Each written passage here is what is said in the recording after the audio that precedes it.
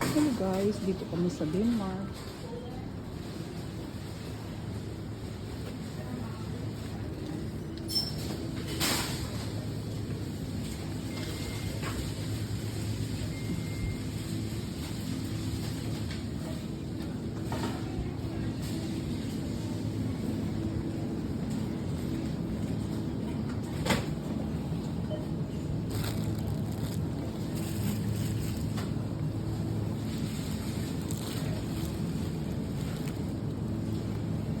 Favorite ko dyan.